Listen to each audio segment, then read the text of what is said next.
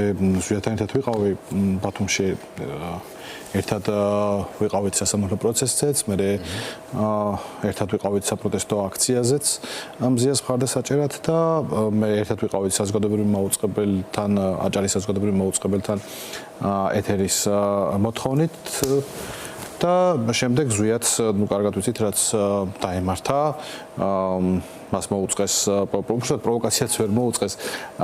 დიტო სამხარაძე მას მიუახლოვდა და სცადა პროვოკაციის მოწყობა და ზვიადი როცა არ ახვა ამ პროვოკაციას სამხარაძე გატრიალდა მე მობრუნდა და დაიწყო ყველი რომ შენ ვის შეაგინე და თავს დაესხა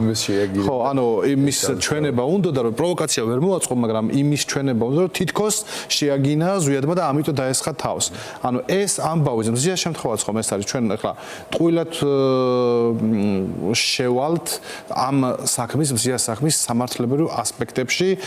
განხილვაში, იმიტომ რომ ამ საქმის სამართალთან და მართლმსაჯულებასთან არავით არის კავშირი არ აქვს, ეს იყო ჩვეულებრივი აგენტ პროვოკატორის მოწყობილი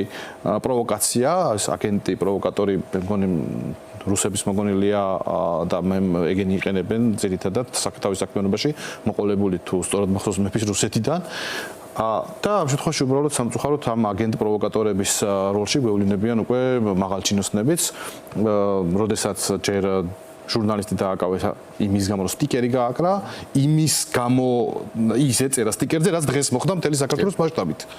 ანუ იფიცება საქართველოს გამო დააკავეს ჟურნალისტი, გამოიყვანეს, შეურაცხყვეს, აგინეს,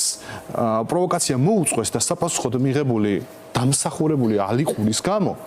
ჟურნალისტს ქალს უშვებენ 7 წლით ციხეში აფურთხებენ აგინებენ და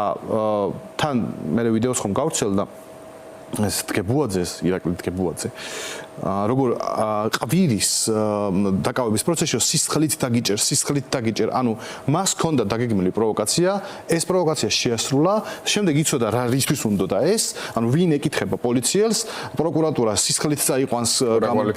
რა კვალიფიკაციას მისცემს და რა მუხლს გამოიყენებს და მისი მოვალეობაზე ესე იგი დაცვა და თუ რაღაცა მართლმსაწინააღმდეგო დაინახა იმ წესრიგის აღკვეთა ხო მაგრამ არა მას შურის ძიების მოტივი ამოძრავებდა იძია შური და ახლა დაკავებულ ქალზეც ძალადობს აი ასეთი ღირსეული წარმომადგენელია ჩვენი პოლიციის. რაც შეეხება მედიის როლს, ბათუმელები და ნეტგაზეთი და კიდევ რამდენიმე მედია და ბევრი მედია კიდევ და განსაკუთრებით თვითონ მზია არის ნათელი მაგალითი იმისა როგორ შეიძლება აი ამ პირობებშიც კი რა პირობებშიც ჩვენ ვიმყოფებით იყო გამოხატავდე პროტესტს იყო აქტიური იმ მოვლენების წინააღმდეგ რასაც ახლა საქართველოში ვხედავთ და თანამედროვულად დარჩე ეთიკურ კვალიფიციურ სტანდარტების მიმდევარ ჟურნალისტად და მთავარი გამაღიზიანებელი ხელისუფლებისთვის არის სწორედ ეს. თავარი